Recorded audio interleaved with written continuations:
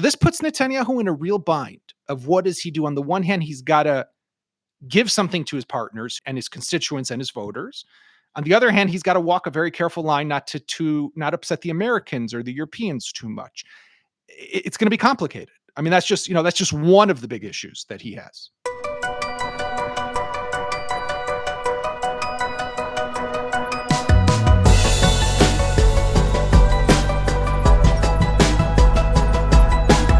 As you may have heard, Prime Minister Netanyahu is prime minister again. The only prime minister in Israel's history to return to power not just once after having left office, but now a second time. It is his sixth government. The new right-of-center government, 64-member coalition, is now in power. It is attracting a lot of heat.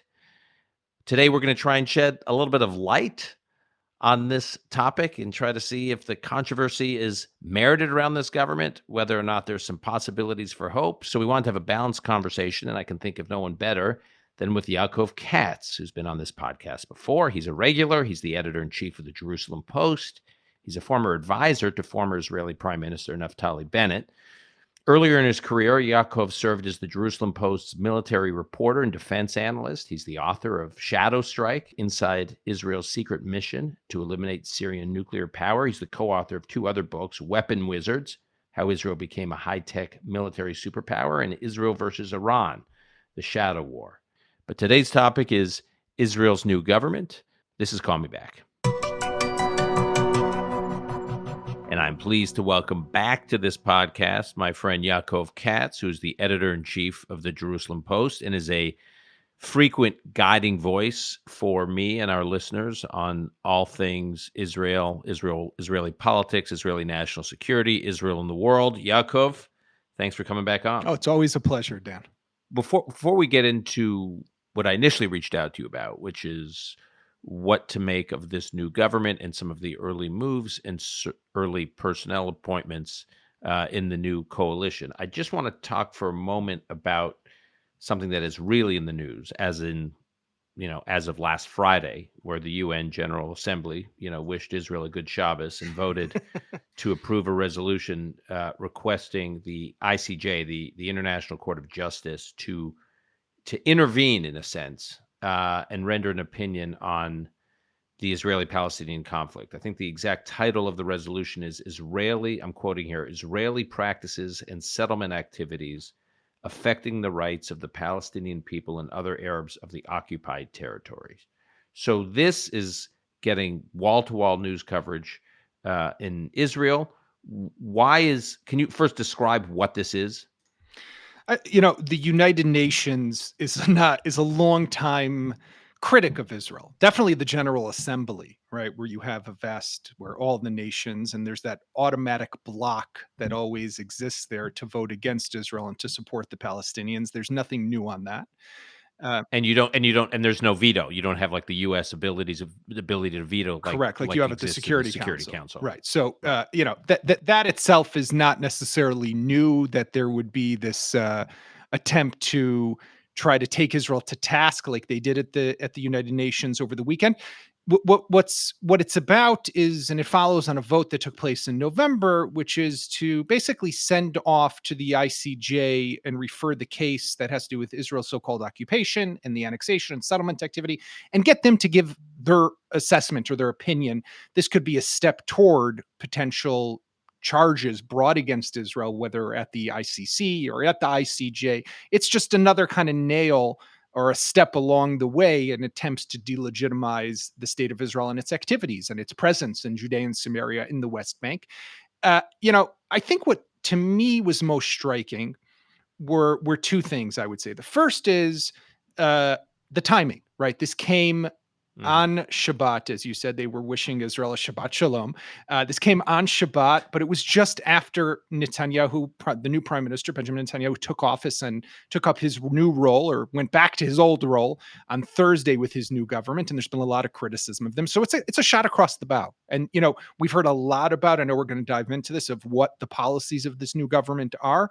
But this was their way of kind of saying, watch out. We're there, we're ready, we're watching, and we're gonna do stuff. We're gonna take you guys to not only to the UN, but the ICJ and the ICC and other places. That's number one.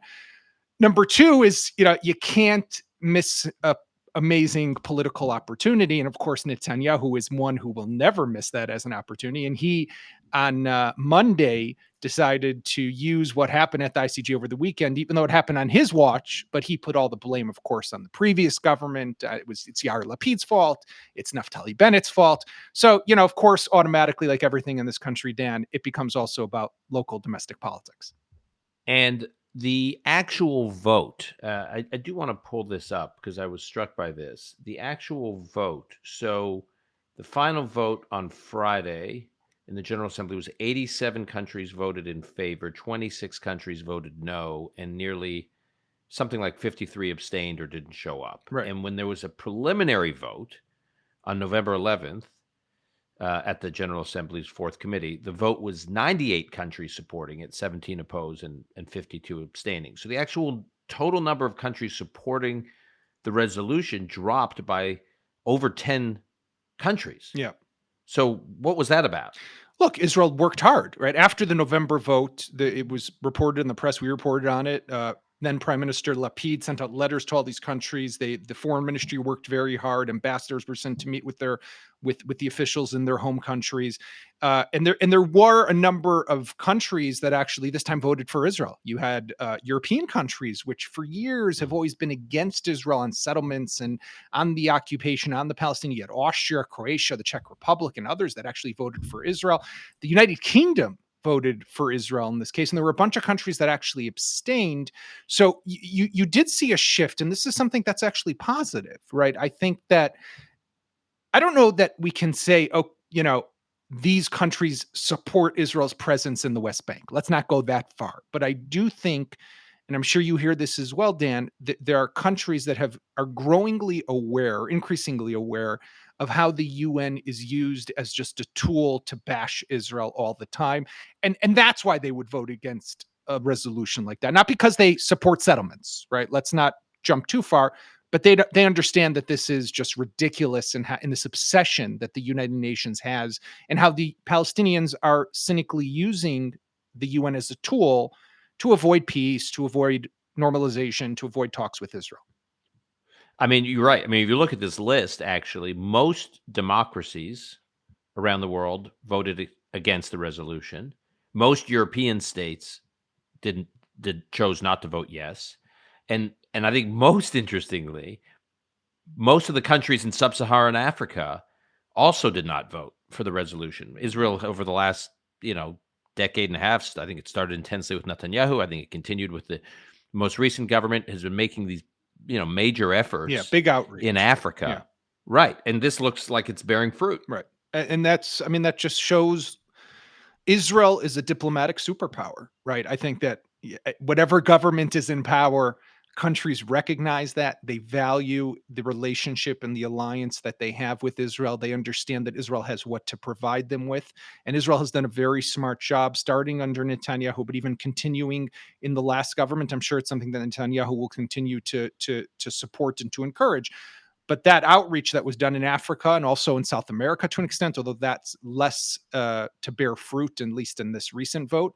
But it's something that shows that the world is not going to be played for a fool by the Palestinians. So while they can chalk this up as a victory to an extent, because yes, it has been passed on to the ICJ, if you're in Ramallah, you might want to ask yourself, did this really work to your advantage? And that'll be an interesting question, what they would say behind closed doors. Okay. I'm sure, will return to this issue as it develops. Now let's turn to Israel's new government, which was just sworn in. Just an easier topic. You and I, easier topic, simpler, exactly. Yeah. It's like Bismarck said. The two things you never want to watch is sausage making and legislation. Mm-hmm. So this is like sausage making and coalition politics in Israel. So this was the fifth election in more than 3 years. It's the new government is, in terms of international press coverage, Israeli press coverage, including in your own paper, is attracting a lot of heat. Before we get into some of that heat, I think it's important to say a few things. First of all, more Israelis turned out to vote in this election than they have in a number of years, despite the fact that it was the fifth election in something like 3+ years. There are no debates about whether or not the election was rigged. Right. There's no, to my knowledge, no election denialism. There's no, people who lost elections did something incredibly interesting and novel. They conceded. So the election is actually over by all accounts, according to the winners and the losers. There were interesting developments. Not only was voter turnout high, but the one Arab Muslim party that was in the last government for the first time, that joined the government, the Ram party, actually did better. They're not going to be in this new government, obviously, but they did better in this election. More people voted for them this time than last time. So there were these, as far as the health of Israeli democracy, based on the election, one could argue there are some very healthy signs. High turnout among some supporting minority parties, no election denialism, et cetera, et cetera. So that's encouraging. And yet all we're reading about is that Israeli democracy is under threat. Why? Wow. That's a big question. First of all, I totally agree with the way you just portrayed that, right? This was a beautiful show of how vibrant and strong Israel's democracy is. Over 70% turnout, an election that no one denies the results. That we saw just in the last few days, Dan, people who were on completely opposite sides, bashing one another in the election, holding ceremonies together and transitioning one minister out of the office to the other. Avigdor Lieberman, who was one of the greatest critics of Bezalel Smotrich, right, is shaking hands and embracing him at the finance ministry. And to be clear, Bezalel Smotrich is one of the most provocative figures. Correct. The head of the religious in this most recent election, and there he is shaking hands with the outgoing minister. And Benny Gantz embracing Yoav Gallant at the defense ministry, and even Yair Lapid at the foreign ministry with Eli Cohen, who's the incoming foreign minister. So you really see, people, they don't have to get along, but I think that everyone understands that there is a bigger issue at stake here, and that's the success and the continued prosperity of the state of Israel, right? So even when very controversial figures are involved, there's still a peaceful and, dare I say, dignified transition yes. of power, and yeah, that should make us happy, right? Now, with that though, there's no question that this new government has come to change things, and that there's a number of issues that they in particular want to change. But before we just jump into that, I think, it's important to look at kind of some of the personalities here. So you have, for example, Netanyahu's back. He's a known commodity.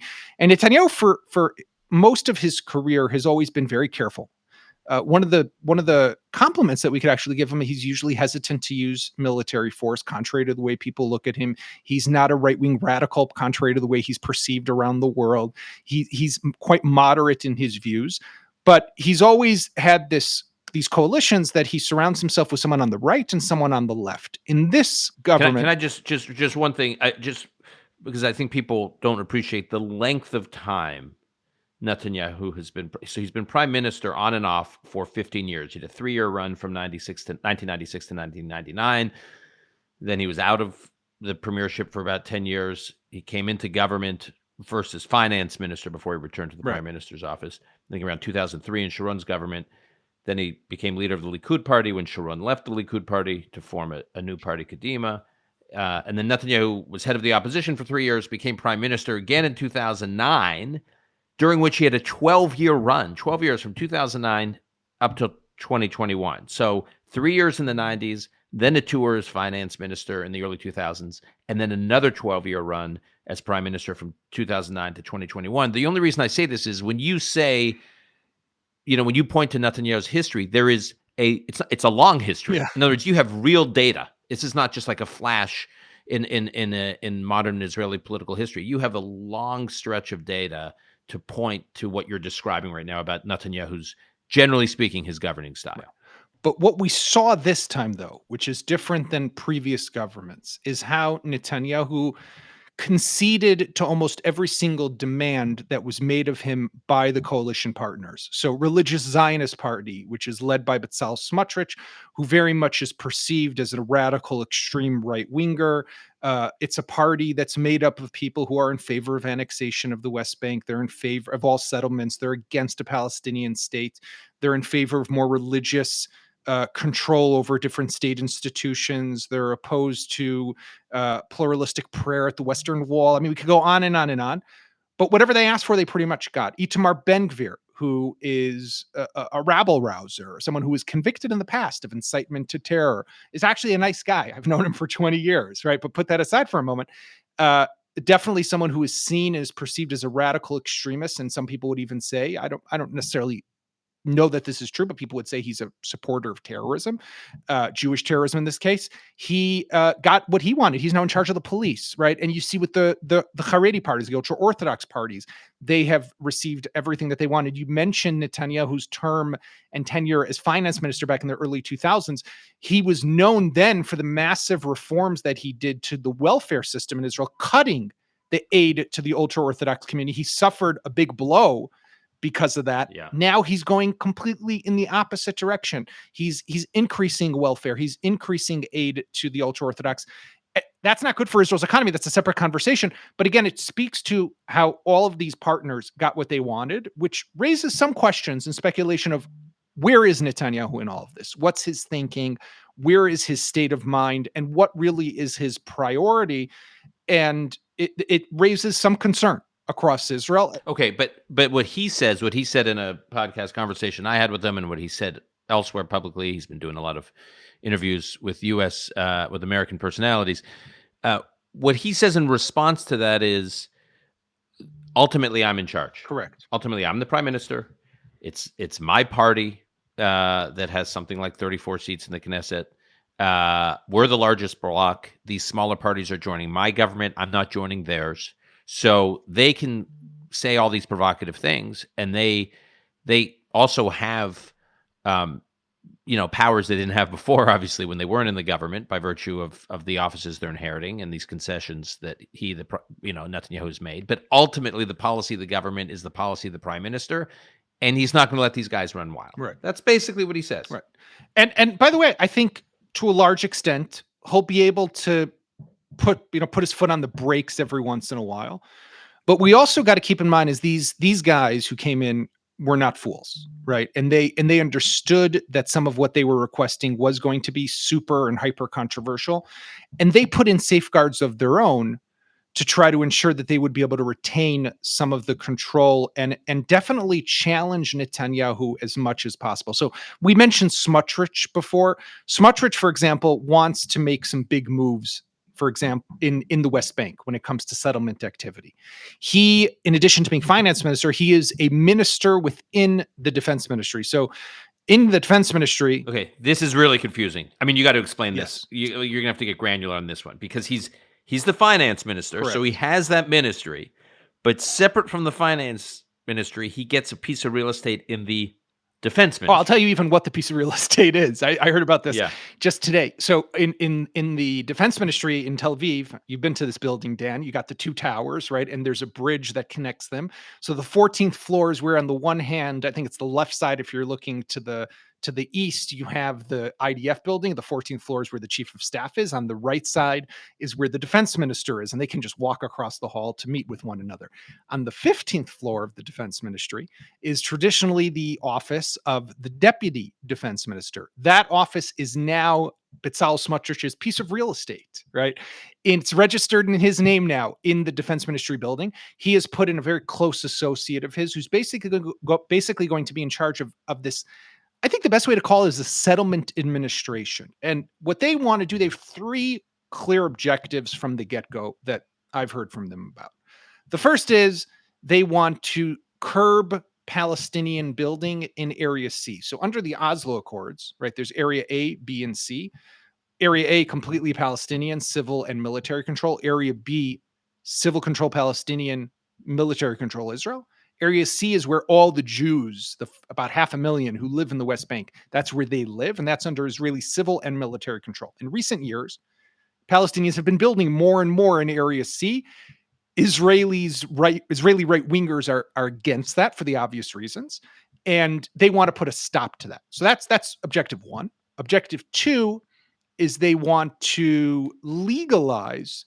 There's about 100 or so what we would call illegal outposts. They call them something else. They call them the loose translation would be the young communities. These are And illegal outposts, the settlements that are not approved by the that were just government. built. People came to a hilltop, put a caravan, then put a watchtower, then put a water pipe, and slowly but surely it grew into 5 caravans, 10 caravans, and then homes. And now you could have even some of these with 30, 40, 50 families in permanent homes, but they've never been legalized in the Israeli government system. So they want to, now some of them are problematic, by the way. Some of them are on private land. Some of them are on even Palestinian land. So there's some issues that need to be worked through here, but that's a big objective for them. And the third is, of course, they want to build more in existing settlements. I don't know if they want to build a new settlement, but they definitely want to build in existing settlements. This is going to be a big issue, right? And it's going to be a big issue because on the one hand, they're not going to stand down from these demands. Netanyahu is going to have to give them something. On the other hand, the Americans, as you know very well, they're just waiting for something like this to happen. So this puts Netanyahu in a real bind of what does he do? On the one hand, he's got to give something to his partners who want to do this and his constituents and his voters. On the other hand, he's got to walk a very careful line not to not upset the Americans or the Europeans too much. It's going to be complicated. I mean, that's just one of the big issues that he has. And what about Ben Gvir and the significance of the public security, or now they're calling it the national security ministry that he's taking over? Why are the changes being made to that ministry, and Ben Gvir sitting atop that ministry? So why is that so consequential? So look, Ben Gvir is just a catchphrase for, he is a magnet for criticism. And I myself was very critical. So I'm not going to pretend that there isn't what to be critical about. But what Ben Gvir did was he came into office and he said, I want to take this ministry. I'm willing to join the coalition, but I demand 3 things that happen. Number 1 is I want responsibility for the border police. So the border police are a unit that belongs to the Israel police, but there's a border police contingent, a few thousand policemen who serve in the West Bank. And traditionally, they've always been under the command of the IDF. So they officially get paid by the police. They're policemen, but they receive orders from the military. Ben Gvir wants to change. So they report more. So they actually, their operational line is through for the IDF chief of staff. Exactly. Ben Gvir wants to change that. He wants responsibility for them. That would give him a foothold in law enforcement in the West Bank. That would give him the ability to say, guys, back off the settlers, back off we know, unfortunately, there's a small percentage, but there are Israeli Jewish residents of the West Bank and settlers who are unfortunately violent and use violence against Palestinians. So he could, potentially play with that a bit. He could say focus more on Palestinians, not on Israeli Jews. So that could be an issue. But what Ben Gvir also wanted, which I think is maybe the bigger deal, is there were legislative changes that were made to the police law that existed in Israel and hadn't really been updated for about 60 years or so. And for years or decades, since the 1950s, the police minister has always been kind of more of a ceremonial position, not real authority over the police. Yes, if the police want to open up a new command somewhere, a new regional district or something, so they would have to get approval, and the minister would approve budgets and approve senior appointments, but nothing to do with operations. That, unlike the defense minister, as an example, right? This is a change that has now taken place, and that attracts a lot of criticism, considering the fact that Itamar Ben-Gvir is a convicted criminal, right? He is a man who didn't spend time in jail, but he was convicted of incitement to terrorism back in 2005. He's been investigated countless times. There was a great cartoon, I think it was in Yediot Ahronot, another newspaper here, that showed him at the honor guard the other day, which he reviewed as he took his office. And he looks at one of the policemen and says, "Oh, I know you from somewhere." And the policeman says, "Yeah, I interrogated you back in whatever year it was." So, he was the guy on the other side of the table. Now he's the guy who might be approving. It's going to be interesting. I mean, and that's also going to be a big challenge for Netanyahu, because Ben Gvir wants to change the balance of power in some of these places. And what he said, by the way, and this resonates with a lot of Israelis and also speaks to his success, was what Ben Gvir spoke about in his campaign. And I think this is where he's going to put his focus. So I'm not as concerned about Ben Gvir. His slogan during the elections was, "Who's in charge?" Right? Mi bal habayit in Hebrew. Who's in charge here? And that's because there was a feeling in Israel that Israel had lost control. It went back to the 2021 Gaza operation, Guardian of the Walls, when there were riots in mixed cities, and a general feeling of loss of sovereignty and rule of law in the Negev and in the Galil and other parts of the country. Ben-Gvir is promised, this is what I'm going to do. Now, that's important. That is a big challenge, a big problem. And even Yair Lapid, by the way, admitted that they made a mistake, that they didn't deal with that enough. But there was a real visceral feeling among Israeli voters that led to them to kind of run and flock behind him. I think that's where he'll put his focus. Will he challenge Netanyahu? Of course. I mean, he wants to go up to the Temple Mount. He wants to do a lot of other things. That's going to be a tough one to manage. So there will be these tensions between Ben-Gvir and Netanyahu. The question for me, I guess, will Ben-Gvir and Smotrich ever want to bring things to the brink of bringing the government down, collapsing the coalition? In other words, will they assume these ministries, assume things they've never had before, bureaucracies, budget, real operational lines of authorities, which, as many politicians do, they will get very comfortable with all this infrastructure around them. And suddenly, if Netanyahu calls their bluff and says, I'm not signing on, I'm not letting you do X, Y, and Z, are these guys so ideological? Are they so impervious to the allure of political fiefdoms that they would bring the government down knowing there's a very good chance they may never be in a ministerial position again anytime soon? It's a great question. And I don't know that I have the ultimate answer. But what I can say is that, number one, we don't know for sure, right? I think that in Ben-Gvir's case, we've already seen him start to moderate a bit some of his positions, some of his opinions. He's done some outreach to the left and to the secular Israeli camp in the country, trying to say, you have nothing to be scared of me. That's not what I'm out to do. I think he definitely comes with an ideology, and he will have to deliver and show the people who voted for him that there was a reason they voted for him. And they voted for him because they wanted a real right wing inside the coalition to the right of Netanyahu. They support Netanyahu because if you voted for Ben-Gvir, it meant you wanted Netanyahu as prime minister, but you wanted someone who would keep Netanyahu in the right. And a purist. Yeah. And that's very much what it's about. I think Smotrich is a little different, and I'll tell you why. I think that Smotrich comes with very strong ideology, very strong, very hard line, a bit even at times messianic in some of, not that, he thinks the Messiah is coming, but I think that he believes so strongly in his ideology that he won't move. If you remember, in 2021, after that election, Netanyahu tried to form a coalition with Ram, the party Mansour Abbas that you mentioned earlier. It was Bezalel Smotrich who said, no, there could have been a right-wing government at the time with Ram in that government. It was Bezalel Smotrich that put his foot down and said, I will not sit with an Arab party. And it meant Netanyahu losing the premiership, Naftali Bennett and Yair Lapid establishing a government. And he wouldn't cave to any pressure that was put on him. He really stands and stands his ground. The third part of it with Smotrich is that what I've identified, and I could be wrong, but it's my read of the language and the feeling that I get from talking to him and some of his people, is they don't have, I sometimes compare it to Naftali Bennett. Naftali Bennett was a adversary, an opponent, a rival of Netanyahu, also sometimes on ideology, but had a lot of respect for Netanyahu. I don't sense that same respect among Smotrich and his members of the Knesset. I sense that they are more critical of him. They think that Netanyahu, if he won't deliver, they'll still push it through. They don't give him the same admiration that he got from other rivals in the past, and that could lead us in some interesting places. Okay, I want to move to the issue of judicial reform.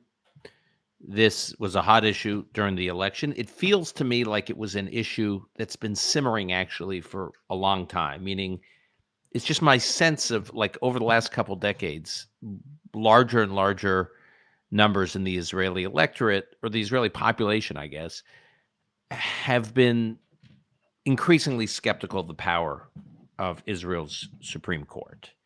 And this became a big issue in the election, and now it seems like this is going to become one of the most controversial issues now that Netanyahu's government's in power, in terms of what kind of changes they can make to the power of the Supreme Court. So can you explain, and it's a complicated issue, we're not going to get into all of it, but just if you had to summarize, what is the issue? Why is the role of the Supreme Court so controversial in Israeli politics? Well, first of all, I mean, just on a 30,000-foot altitude level, Israel doesn't have a constitution, right? Unlike the United States, as an example. We don't have a clear separation of powers, but we have the legislative branch, that's the Knesset. We have the executive branch, which is the government, and we have the judiciary, which is pretty much the Supreme Court. Now, what happens though in Israel, unlike in the United States, is that the executive branch basically is also the parliament, because you become the executive branch by having a majority in the Knesset. So it's basically there's no real daylight between the two of them. Like most parliamentary systems, the executive branch and the legislative branch are merged. Right. So the only real balance that you have is the judiciary. Now, over the years, the Supreme Court has shot down some bills, right? Some bills have been seen, or some legislation has been seen as undemocratic or creating inequality. One good example is an IDF draft bill. We still don't have one. And this has to do with the fact that there have been petitions to the Supreme Court about the fact that the ultra-Orthodox do not serve as every other 18-year-old does. And this is one of the objectives of this new government and the ultra-Orthodox parties, is to pass a bill, right, that they would continue to get an exemption. What they want to do is kind of three big moves, I would say, in their reforms to the judicial system. The first one is they want to pass what's known as the override clause. So what the override clause would do is, let's say I pass a bill tomorrow that all blonde-haired people in this country need to serve a month in prison, right? Of course, that's not going to happen. Let's go crazy with an idea like that. That's obviously not democratic. It's against human rights, etc. The Supreme Court will immediately be petitioned, and in its role as the High Court of Justice, because it wears the two hats, and it would shoot down the bill. So the Knesset wants to have the right to then re-legislate that law with a special majority. So if they pass the original law with just 30 seats, they want to say, okay, we want to pass it with 61 seats, right? 61 out of the 120 members of Knesset. Now, there's a debate, by the way. What is the majority, the special majority that you want to have? I, for example, I'm in favor of an override clause, but I think it needs to have a higher number, closer to 70, let's say, that would require you to also get some members of the opposition, as opposed to just 61 when the coalition already has 64. That means they'll always be able to win and override the Supreme Court, and that basically eliminates any separation of powers or balance that you might have inside Israel. The second thing that they want to do is they want to split the role of the Attorney General. Right. So the Attorney General today wears two hats. The first hat is a legal advisor to the government. Right. That's an important role. And it gives the government advice on, can you launch this operation? Can you do this? Can you sign this treaty, et cetera, et cetera? And also wears the role of making a hat of making the decision to bring charges against the prime minister, as an example. Benjamin Netanyahu is on trial as we speak for bribery, fraud, and breach of trust. Those charges were brought against him by his own attorney general, who he himself appointed. Right. So there's a bit of an absurdity there, and they want to separate those two roles. And what they also want to do is change the way we select our Supreme Court justices. Now, the way we currently select our Supreme Court justices is, so you guys have, and I love watching some of these hearings, right? You know, you have the nomination. The president nominates, and then you need a Senate confirmation. Correct. So you have the Senate confirmation, you watch the hearing, and there are questions, and there's, people say it's bad. It creates some transparency. That's a value, I believe. The way we do it here is we have a committee. We have two ministers. But but I think what's important in what you just said is the selection of our Supreme Court justices is and all our federal judges inherently it is a political process, meaning the politicians ultimately, in the case of the president, nominates the justice, and then the elected politicians, the Senate, has to confirm the justice. This is a process. The ultimate check is that the justices are controlled by a political process, not the other way around. And I think where you're going with this is that's not the case in Israel. It hasn't been the case until now. There's a committee of judges and Knesset members. The judges themselves are part of the committee, so they're appointing themselves. Members of the Bar Association. Right. Think about that for a second. So the committee, I think, is 9 people that chooses the judges. 3 of them are sitting Supreme Court justices. Right. So justices are appointing justices. You have 2 Knesset members, 2 ministers, one from the opposite of the Knesset members, 1 opposition, 1 coalition, and then 2 members of the Israel Bar Association. No one, my criticism of it has always been, no one knows what goes on in those meetings. There's no transparency. And how many do you need to actually, isn't there a minimum threshold? Yeah, you need the law change. You need 7 out of the 9, I think. So that was changed. Gideon Sa'ar actually changed that many years ago. Before he became justice minister, he just left his position there. This incoming government wants to change that. They want it to be more like it is in the United States, as an example, where the government. But hold on, just so I'm clear. So the committee of 9 chooses the justice, right? Yes. Okay, and you need 7 of them to vote for that. Yes. Okay, which means the 3 sitting justices have a veto. Correct. Oh yeah, the 3 sitting. Right. So that creates a compromise, right? It does mean that everyone has to kind of get along somehow, and that creates some balance, right? So no one can go too crazy in one direction. But what this government wants to do is they want to get rid of the committee. And they want to have that the government itself, the ministers of the Israeli government, are the ones who appoint the Supreme Court justices. That would make the court more political, at least in its identification. It would be more like the system that you have, right? Donald Trump appointed how many? 3 Supreme Court justices? Yeah, Supreme Justices. Right. So it would make it more along those lines. And then obviously the court would be more affiliated with a certain, or at least some makeup of it would be more affiliated with a certain political stream within Israel.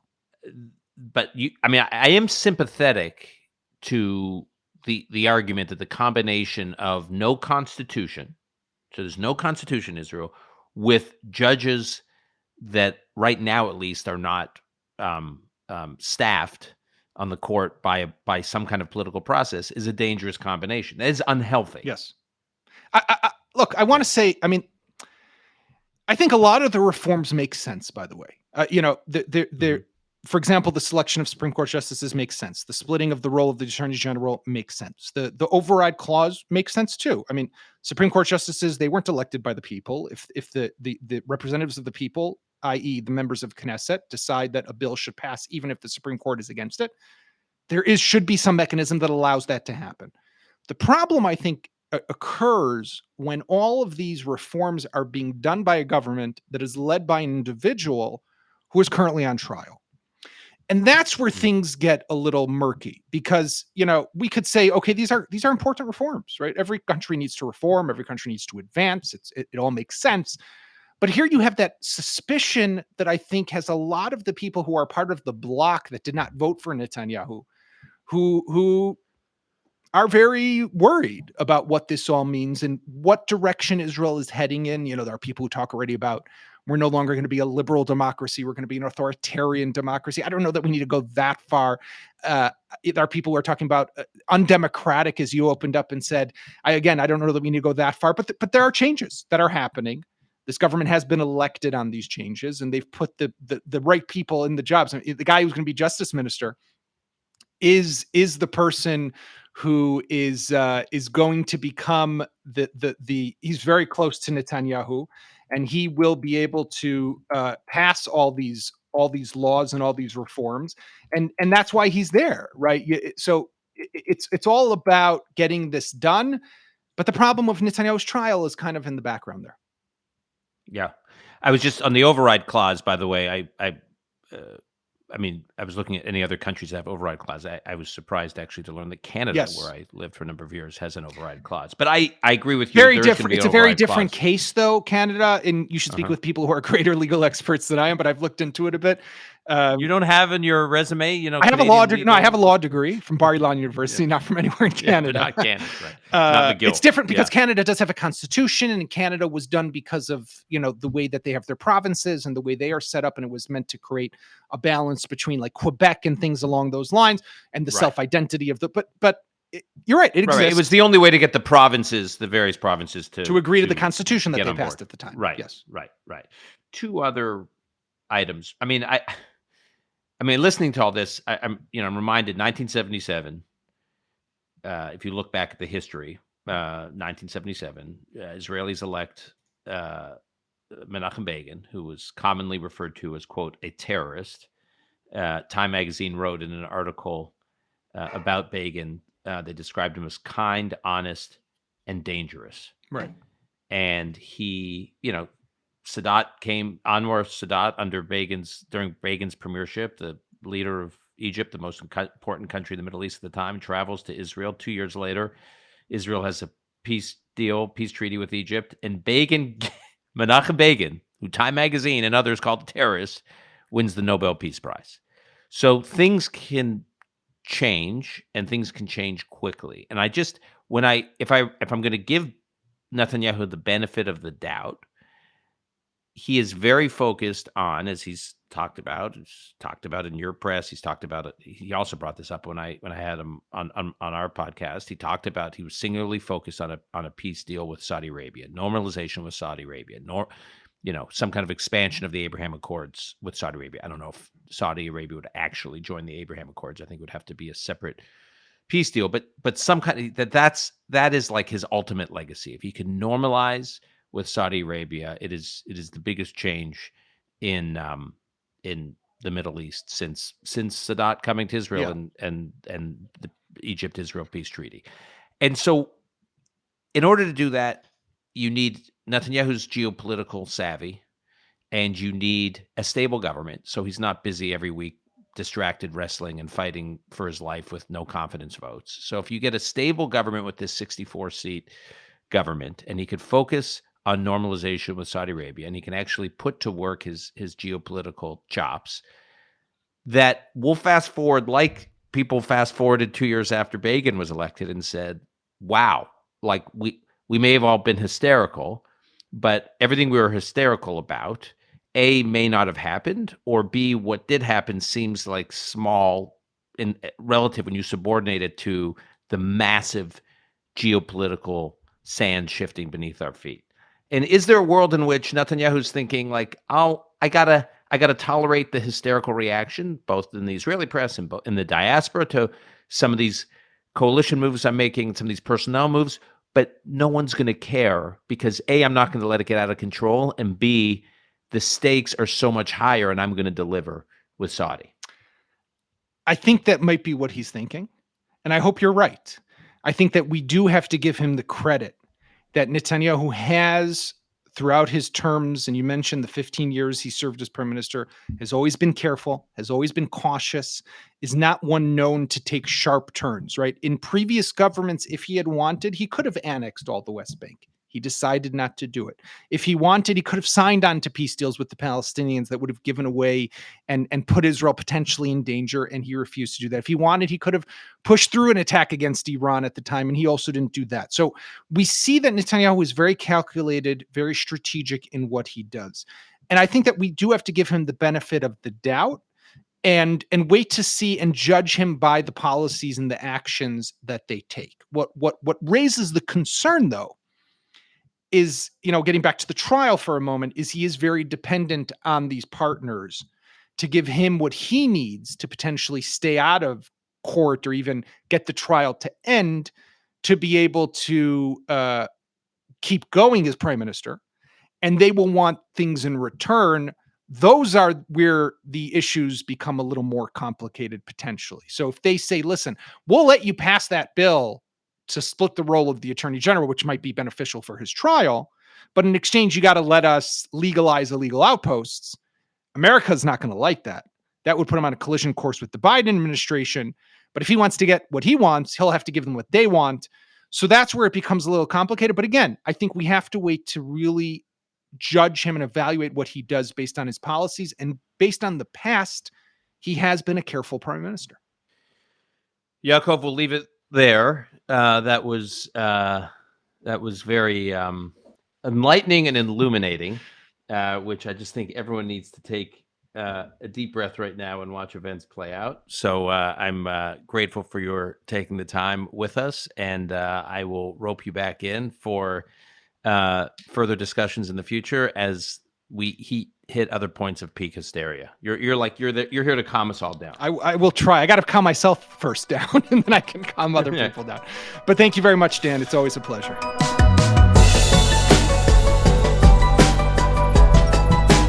That's our show for today. To keep up with Yaakov Katz's work, you can do it at jpost.com. That's the Jerusalem Post's homepage. And you can also follow Yaakov on Twitter at Yaakov Katz, YAAKOVKATZ.